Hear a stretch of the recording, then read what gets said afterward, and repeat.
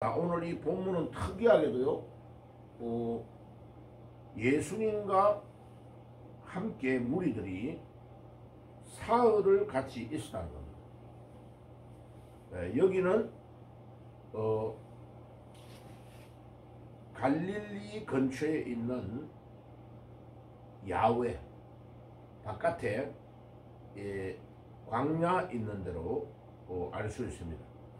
왜냐하면 29절에 보면 예수께서 거기서 떠나 갈릴리 호숫가에 이르러 산에 올라가 거기 앉으셨다. 그때에 사람들이 많은 무리들이 예수님께 와서 병 있는 자들이 치료를 받는 광경이 나옵니다. 자, 그러니까 연결되어서 이곳에서 지금 그 광야에서 3일을 같이 있었다. 그래가지고 그냥 보내면 그 많은 무리들이 3일 동안 지금 환경이 좋지 못한 가운데서 예수님과 같이 있었으니까 예수님께서 기진맥진한 그들을 그냥 보낼 수가 없는 상황이라서 먹을 것을 줘야 되겠다. 33절에 보세요. 제자들이 이르되 광야에서 우리가 어디서 이런 무리가 배부를 만큼 먹을 수 있으리까? 먹을 것을 줘야 된다고 말하는 겁니다. 자, 그런데 14장에도 동일한 이런 일이 있었습니다. 남자들의 수, 여자와 어린아이를 빼고 숫자를 셉니다. 이스라엘 사람들은. 그런데 마태복음 14장에 보리떡 5개와 물고기 2마리로 5,000명을 먹인 5,000명이 먹였던 사건이 있잖아요. 그런데 여자들의 숫자를 포함하면 또 여자도 5,000명 될 거고 이상이 될 거 아니에요. 어린아이가 또 5,000명 넘을 거란 말이에요. 그러면 거의 15,000명에서 2만 명 가까이 되는 사람을 마태복음 14장에 먹이신 일이 있습니다. 14장 13절에 보면 그 일이 있죠. 자, 그리고 오늘은 15장 32절에서 38절에 보면 또 그들의 무리가 14장에 있었던 그 숫자 이상으로 많이 있는 거예요. 그래가지고 예수께서 이르시되 34절에 보면 너희에게 떡이 몇 개나 있느냐? 꼭 예수님께서 그냥 바로 기적을 행하시면 되는데 그렇게 안 하고 가지고 있는 것이 얼마나 있느냐라는 걸 물어보는 겁니다. 그러니까 7개와 작은 생선 2마리가 있습니다. 그래서 이 떡을 말할 때 한문으로 병이라는 단어를 씁니다. 떡병자예요. 저 유리로 된 병을 말하는 게 아니고, 그러니까 떡 5개면 5병, 떡이 7개면 7병, 그 다음에 물고기를 어물이다 하냐, 어자를 사용하자면 고기 어자. 그래서 보리떡 5개가 있으면 5병, 물고기 2마리면 2어, 5병 2어, 한문으로 그렇게 표시하는 거예요. 그죠? 그 다음에 7개가 오늘 여기 있다고 하니까 7병 2어. 그래서 2가지의 기적이다 이 말은 앞에 있었던 14장의 5병 2어와 오늘 아침에 나누는 말씀 7병 2어의 기적을 비교를 하는 겁니다. 오늘 그게 이제 말씀의 핵심입니다. 그러면 14장에 나오는 5병 2어와 17장에 일어나는 15장에 지금 우리가 말씀을 나누는 이 기적은 뭐가 다를까? 그 다른 점을 좀 생각을 해보는 겁니다. 오늘 아침에는. 자, 그래서 이 오늘 아침에 우리가 말씀을 나누려 하는 여기는 이방인들, 그러니까 유대인들만 있는 게 아니고 소문이 나가지고 많은 예수님을 안 믿는 유대인들이 아닌 헬라 사람들 로마 시대에 사니까 로마 사람들, 뭐 로마 군병의 자녀들 이런 사람들이 막 모여드는 거죠.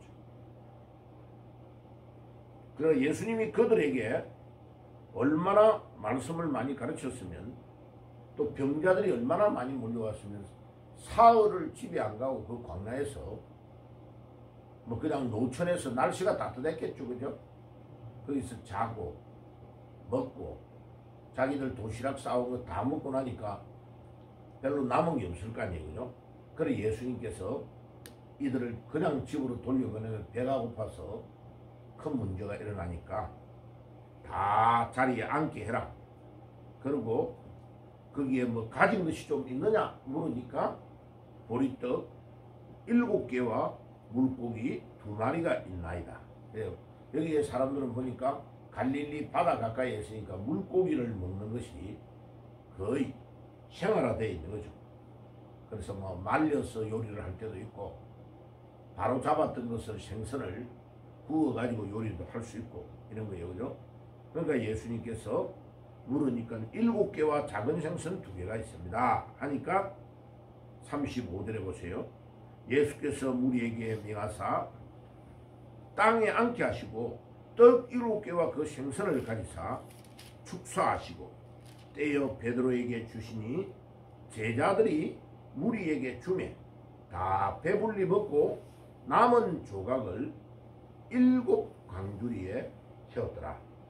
그런데 마태복음 14장에 나오는 기적은 보리떡 5개와 물고기 2마리로 5,000명 이상을 먹였는데, 남은 게 14장에는 12광주리 있죠. 12. 자, 12개. 그 다음에 여기는 7광주리. 이게 이제 뜻이 좀 있어요, 그죠? 12와 7 이런 숫자는 완전 숫자를 말합니다. 그러니까 먹고 나서 배불리 먹고 남은 게 7광주리. 남은 거. 남은 것을 기록해 난 이유가 뭘까? 예, 먹고 나서 풍부하게 다 차고 넘쳤다는 의미예요, 그죠? 그러니까 우리 예수님께서 우리에게 주시는 축복, 하나님이 우리에게 주시는 축복은요, 우리가 다 먹고도 풍부하게 남을 정도로 우리에게 채워주시는 축복이다. 그래서 이 기적을 행하시는 것은 이제 14장에 일어났던 500여의 사건은 요한복음의 기록을 아주 잘 해놨다고 이야기를 먼저부터 해드렸죠.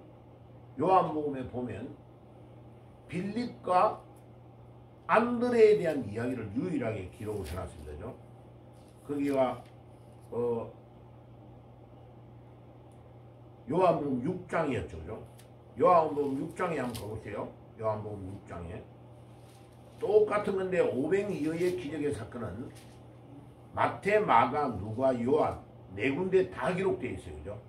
그거를 이제 읽어봐야 돼요. 성경을 좀 깊이 아는 사람은 이거를 대조해 가면서 다 읽어보는 겁니다. 그죠? 그럼 보면 마태가 기록했던 거하고 마가가 기록했던 거하고 조금 다르고 빠뜨리고 있는 게 있단 말이에요.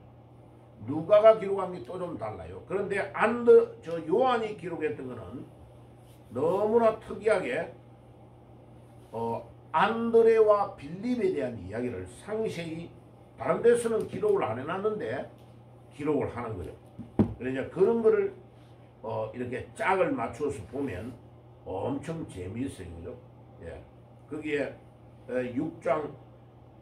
6장에 딱 가서 보면요, 이 요한복음 6장에는 예수님께서 빌립에게 물어봅니다. 6장 7절에 보세요. 6절에 이렇게 말씀하시면 친히 어떻게 하실지를 아시고 빌립을 시험하고자 하십니다. 예수님께서 이 떡 먹이는 사건을 통하여 빌립을 시험하는 거예요. 요한복음 6장 5절에 예수께서 눈을 들어 큰 무리가 자기에게 오는 것을 보시고 빌립에게 이르되 우리가 어디서 떡을 사서 이 사람들을 먹이겠느냐라고 물어보는 거예요. 그러니까 빌립은 계산이 아주 빠르단 말이에요. 머리가 똑똑하고. 그래서 빌립을 시험해 보려고 하는 거예요. 그러니까 빌립이 적극적으로 말합니다. 빌립이 대답하되 요한복음 6장 7절에 각 사람으로 조금씩 받게 할지라도 200데나리온의 떡이 부족하나이다.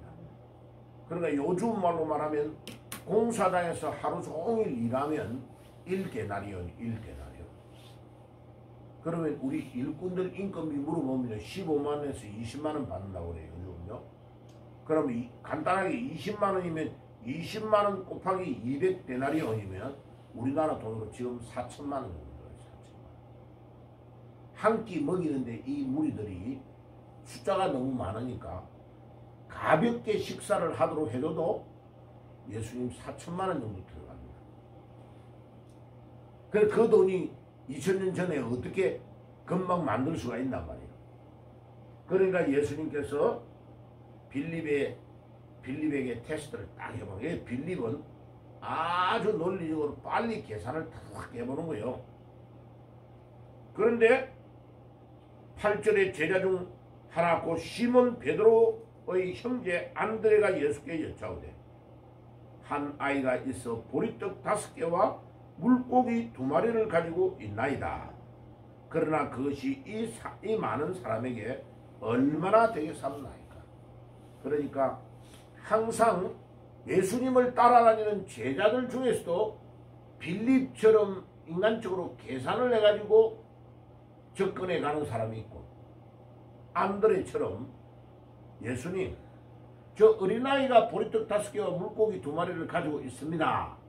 그 말은 그것 가지고는 먹일 수 없지만 예수님이 뭔가 역사하시면 일이 일어나는 줄 믿습니다. 그러니까 우리가 빌립처럼 우리의 생각과 우리의 계산으로 딱 사는 거하고 우리 주님이 역사하셔서 일어나는 것을 받아먹는 사람하고 믿음의 각도가 다른 거예요. 그러니까 예수님은 지금 어떤 제자가 되기를 원하시냐? 안드레와 같은 믿음을 가진 사람을 아주 중요하게 여기는 거예요.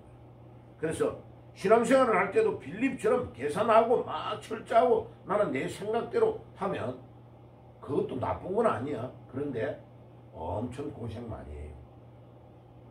그런데 안드레처럼 예수님의 도우심을 바라고 예수님이 역사해 주기를 기다리고 기도하며 나아가는 사람은 하나님이 그와 같은 믿음 위에 축복을 주시며 역사하시는 거예요. 그래 어저께도 제가 자면서 전한길이라고 요즘 저 영등포에서 우리나라 공무원들 가르치는 학원에서 제일 유명한 일타 강사가 있어요. 대구 사람이에요. 그 사람이 요즘 엄청난 핫한 사람이에요. 한 200만 명의 공무원들을 강의를 통해서 길러냈던 사람이에요. 그러니까 막 자기를 배워가지고 동사무소 이런 데를 가지를 못하는 거예요. 이 사람은. 갔다 하면 선생님 오셨습니까? 선생님입니까? 그 사람의 도움으로 공무원이 다 되나니까. 그리고 어려운 애들은 자기가 전부 돈을 대줘가지고 공부해가지고 공무원에 합격해야 되는데 너무 많은 거예요.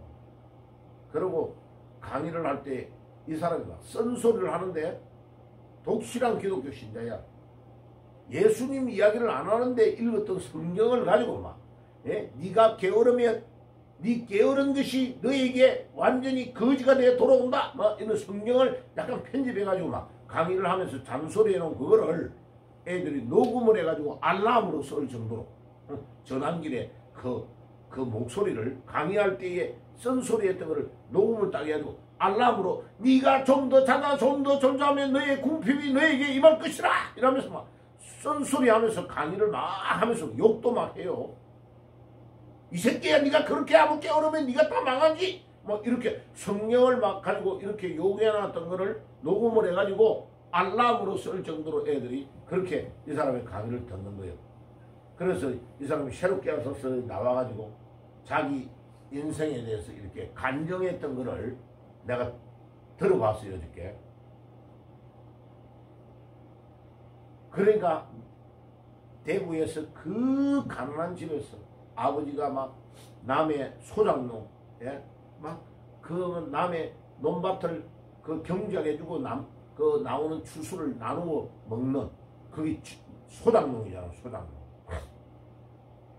그래가 자기가 막 고등학교 1학년, 2학년 때는 열심히 공부를 했대. 근데 3학년 때 자기 친한 친구가 아파가지고 막 공부를 못하니까 그애 도와주면서 이 사람이 그냥 그애의 입장을 맞춰주면서 이래 하다가 고등학교 3학년 때 아예 공부를 안 했대.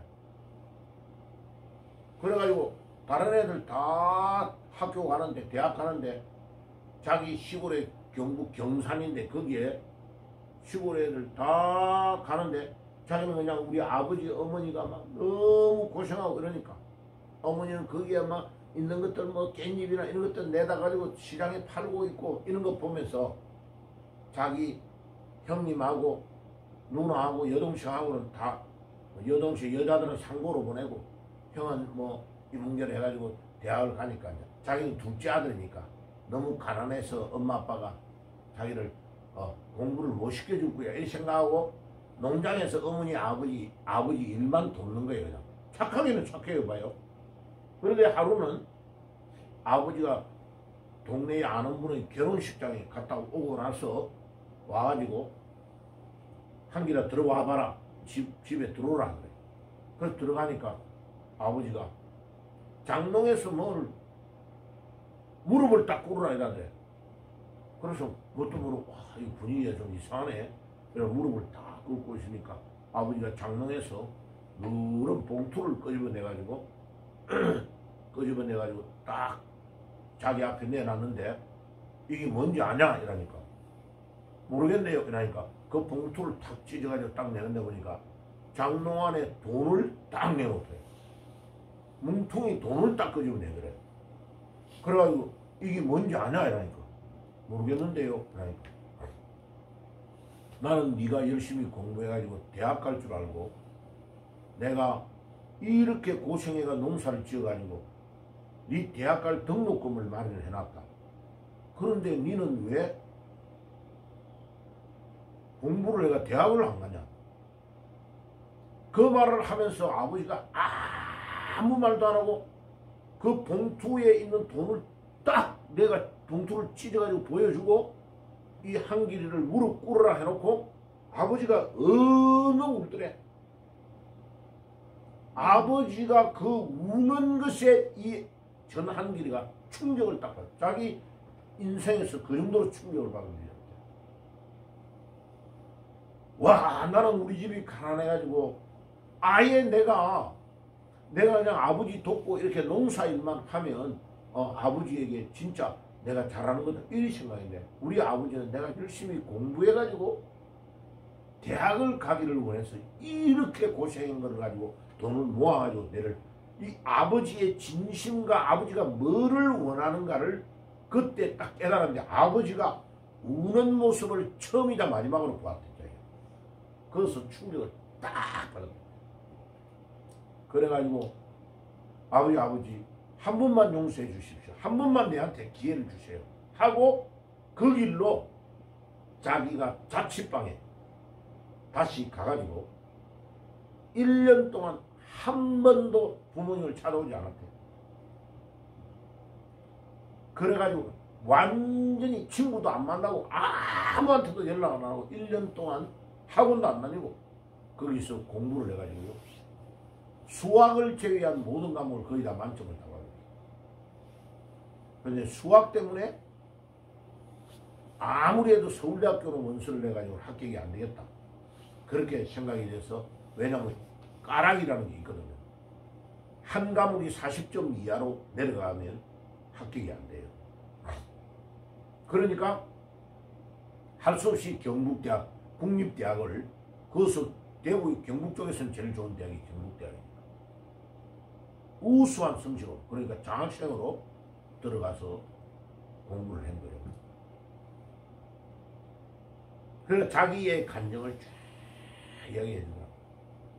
그러니까 그거를 듣고 잠이 들었는데 그래가지고 막 대구 경산에서 막 그때부터 이제 아버지가 경북대학을 들어가니까 그 동네에서 경북대학 들어갔다면 엄청 잘 된 거거든. 또 그래가 대학 가가지고 이제 합격해놓고 또 1학년 때 하고 막 놀아버렸대. 놀고 군대 갔다 오고 막 그래가지고 이제 좀 잘 될 때가 그래가지고 막 대구에서 강의를 그 애들 수험생들 고등학생들 그 수능 강사를 했는데 그때에 막 엄청난 인기를 끌었대. 그래가 단 몇 년 만에 30대 초반에 건물을 10층 건물을 사버려가지고 학원을 인수해가지고 운영할 정도로 잘했대. 근데 잘했는데 이게 수능 제도가 이렇게 바뀌면서 그 책을 만들어냈던 에브라임이라는 출판사 만들어낸 책도 막 200 몇십만 부가 팔려버렸대. 그러니까 30대에 잘 돼버리니까 이게 이제 지가 잘나서 잘 된 줄 알고 하다가 순식간에 사라지는데 빚이 25억이 져버렸대. 자기 잘못한 게 아니고 입시의 제도가 바뀌면서 딱 국가의 정책이 바뀌면서 문을 닫기 시작하는데 자기 이미 결혼해가 자기 부인한테 그랬대. 아니 이거 누가 의도적으로 내를 이렇게 딱 완전히 치는 거 안 같아? 이랬대. 그런데 나중에 딱 망해버렸는데 빌렸던 돈을 하나도 못 갚는 일이 일어나 버린 거예요. 25억을. 그래가지고 막 그 가정에 엄청 어려운 단계에 자 제일 힘든 거는 자기 친척, 자기 뭐 누나, 자기 가족들에 관련되는 돈을 빌렸는데 하나도 못 갚고 그리 돼버리니까 완전히 난리가 나버려요. 그런데 이 사람이 어릴 때부터 믿음 생활을 하니까 내가 뭐 죽거나 자살하거나 이래서는 안 된다. 그래가지고 자기 가족들, 자기 부인은 그래도 공무원인데 그때 그만두라고 했는데 자기 장인어른이 그러더래. 장모님이 불러가지고 아니라고, 돈이 문제가 아니라고. 그래가지고 직장을 다니게 놔줘가지고 부인은 공무원 생활을 하니까 애들하고는 딱 두고 자기가 영등포로 올라와가지고 이제 한국사를 가르치는 강사로 노력을 한 거예요. 자기는 지질학과를 공부했는데 한국사를 강의를 한다니까 너무 어렵잖아요. 와보니까 전부 다 서울대 출신들만 강사고 한 명만 고려대학교 강사인데 학력에서 비교가 안 되니까 자기는 유명하기 위해서 어마어마한 노력을 했대요. 그래가지고 강의를 했는데 그 영등포 그 유명한 학원에서요 최고의 강사가 된 거예요. 그래서 거기에만 꽉이 터질 정도로 들어오는 그 유명한 서울대 교수들 강사들에게는 안 가고 자기한테 오는 거예요. 왜? 자기가 앞에 시작할 때의 멘토를 어떻게 말하고 중간에는 어떻게 이야기하고 마지막에는 어떻게 말하고 끝나는 것까지를 준비를 다 해가지고 강의를 했대요. 다른 것이 생략. 내가 내 최선을 다하고 죽을 정도로 치열하게 준비를 했대. 그래가 지금 자기가 이 자리에 선 거예요. 그래가 이제 이재명이 이쪽에 지금 이쪽이 잘못됐다는 걸 막 강의하다가 칠판에 써놓고 막 이야기해보니 이 사람을 고소를 한 거예요 지금. 그런데 그게요 젊은 청년들 공무원들이 다 들고 일어난 거예요. 우리 전한길 선생이 뭐가 잘못됐는데? 그래 그 사람이 지금요 이재명이가 잘못됐다 이재명이를 잡아놓으라 이렇게 말하면요 이재명이 그거 말한 거 그거 한 번만에 200만 명 300만 명이 보고 있는 거예요. 그게 한 번 유튜브로 올렸다면 그러면 이 전한길이 이 사람 한 명을 손을 잘못대가지고 저쪽에서 민주당 쪽에 고소하는 바람에 젊은이들이 막 다 들고 일어난 거예요. 이 사람을 아는 사람은 우리 전한길 선생이 뭐가 잘못됐는데 이래 나오는 거예요. 내가 그래서 전한길이가 어떻길래 하나님이 저 전한길을 써지 하고 전한길이가 누구요? 이 사람의 배경이 뭔가를 보니까 오직 하나님 한 분밖에 없어. 그러니까 이 사람은 막 완전히 저 경상도 사투리에다가 막 그냥 있는 그대로를 자기를 노출해가지고 이야기하는 거예요. 그런데요, 하나님이 이 사람을 쓰는 이유가 뭐냐? 하나님이 그 사람을 젊었을 때 30대 완전히 박살을 딱 내버려가지고 깨버리니까 이제는 내가 가지고 있는 돈, 그래서 25억을 갚는데 5년 걸렸다. 5년. 그럼 50억을 벌어야 되잖아요. 왜? 세금을 절반을 떼가기 때문에. 그리고 그 5년 동안에 하나님이 역사를 하는데 어마어마한 역사를 하시더래요. 예.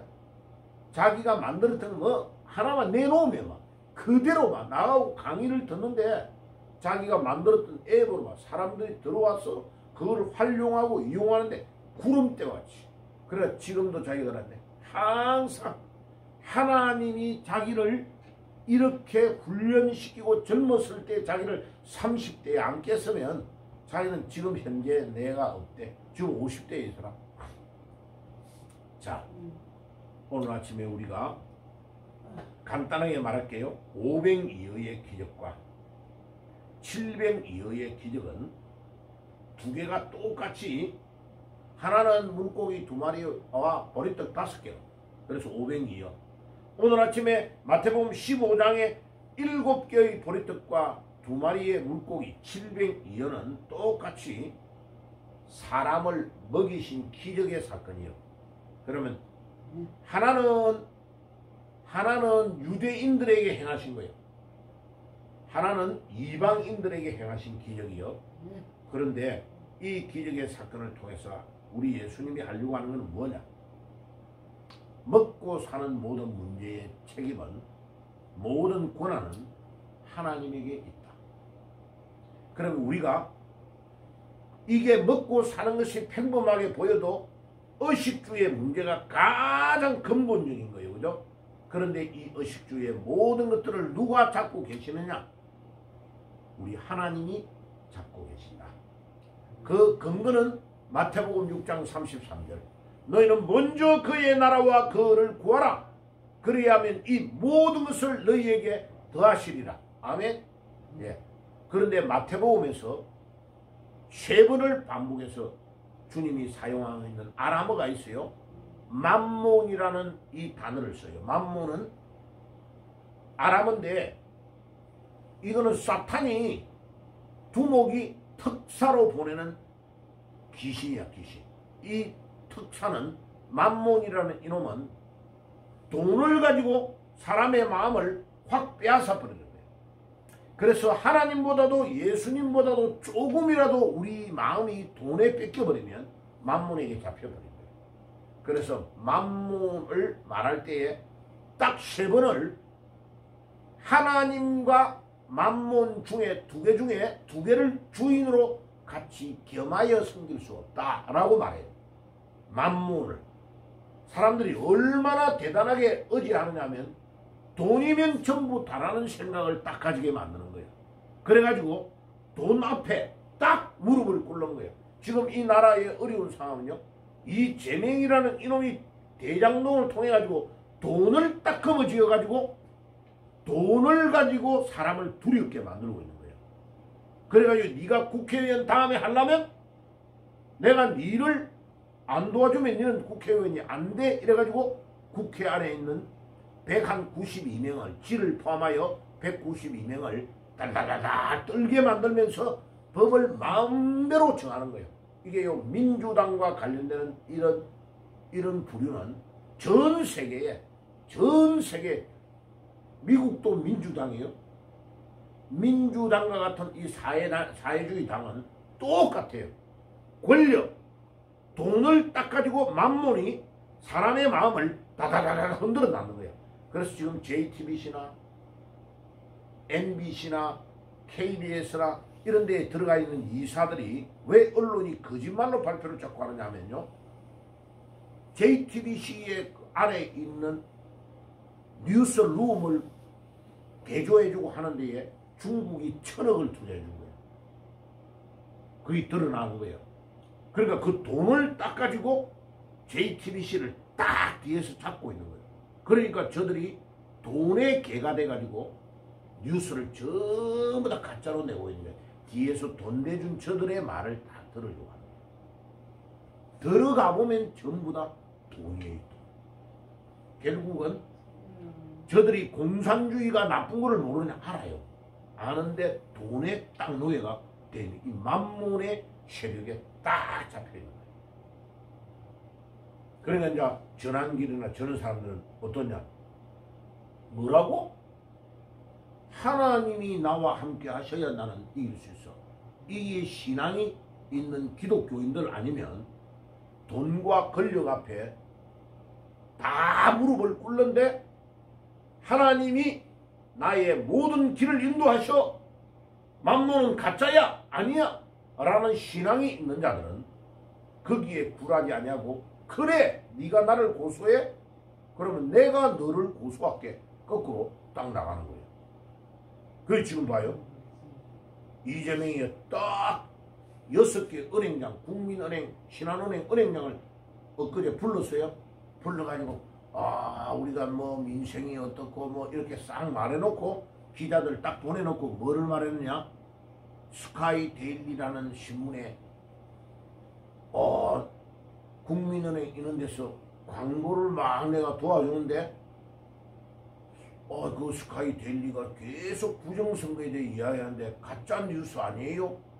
그런데다가 신문에 광고를 내면 됩니까? 라고 싹 말하고 헤어진 거야. 근데 이놈이 막 어떻게 언론을 통제하느냐라고 항의가 막 들어가니까 어저께 기자회견을 뭐라 하냐? 자 웃으면서 나 그 농담으로 그냥 한마디 한 것밖에 아니에요. 얼굴 표정도 안 바뀌고 농담으로 말했다. 그러니까 그 다음날 스카이데일리에 이미 광고 밑에 오면 전단에 국민은행에서 광고하는 모든 은행의 광고가 싹 다 빠져 있는 거예요. 그러니까 스카이데일리에서요 있는 그대로를 백지로 딱 비워놓고 신문을 만들어낸 걸 사진으로 보낸 거예요. 그럼 이제 스카이데일리가 어떻게 했냐? 이재명을 바로 고소해버린 거예요. 왜 언론을 통제하느냐? 그럼 이제 거기서 뭐가 나타나요? 이재명이가 만약 대통령이 되면 우리나라의 언론은 끝났다라는 것을 스카이데일리가 다 보여줬던 거예요. 계속. 그럼 누가 더 손해일까요? 이재명이가 거짓말하고 있는 게 다 탄로가 났거든요. 그러면서 이제 스카이데일리 조정진 대표가 이제 미국에서 돌아왔단 말이에요. 어떻게 하겠어요? 부정선거 중국 99명을 체포해 갔던 거를 가지고 있는 비밀 자료를 하나씩 더 내는 거예요. 이제. 왜? 증거를 다 가지고 있는 상태에서 싸우기 때문에. 그럼 누가 이길까요? 진실을 가지고 있는 쪽이 이기는 거예요. 그러니까 우리가 여기에서 뭐를 봐야 되느냐 하면은 제가 말하는 거는 우리나라의 정치를 이야기하는 게 아니고 만몬의 세력이 전 세계를 틀어지고 우리의 먹고 사는 문제를 딱 두려움으로 가게 달달달달 만들면 별 3개, 별 4개 다른 사람이 눈물을 흘리고 찔찔 짤면서 공수부대 연한장이 배는 못 쓰고 별 3개를 달고 막 해말들을 거짓말들을 이용해서 싹 나라의 국민들을 마음을 빼앗아가는 일을 하고 있는 거예요. 이게요 마귀가 하는 일이에요. 이게 마귀의 특사인 만몬이 하는 일이라. 그러니까 우리 주님께서 지금 오늘 여기에서 오병이어와 칠병이어의 두 가지의 기적을 통해서 우리에게 말하려고 하는 게 뭐냐? 결론. 먹고 사는 모든 문제의 결정권자는 누구라고요? 하나님이시다. 하나님이신 그분인 예수님이 우리에게 그거를 보여주신다. 그래서 두려워하지 말아라. 염려하지 말아라. 내가 사람을 먹여 살리는 걸 보여줄까? 오병이어의 기적, 칠병이어의 기적을 보여주시면서 이것을 보여주는 거예요. 그리고 사람의 모든 의식주의 문제가 결정권자는 하나님이다. 만몬이 아니다. 그리고 우리가 먼저 그의 나라와 그를 위해 살면 이 모든 것을 우리 예수님이 하나님이 알아서 책임져 주신다. 그리고 이 땅에 2000년 전에 오셨던 그 예수님이 바로 메시아다 하는 것을 모든 사람에게 보여주는 사건이 오병이어와 칠병이어의 사건이다. 그리고 마태복음 14장에 나왔던 오병이어의 사건은 유대인들에게 행하신 사건이고 질병이어는 이방인들에게 보라고 보여주시는 사건이다. 그럼 그 말은 무슨 말이요? 유대인이든 이방인이든 상관없다 이거야. 이 땅에 사는 모든 자에게 먹고 입고 생활하는 모든 문제, 또 병자를 고치는 모든 문제는 예수님이 다 책임지신다. 그래서 그분을 우리는 그리스도라고 말한다. 주여, 오늘 아침에도 우리의 기도의 제목이 뭐요?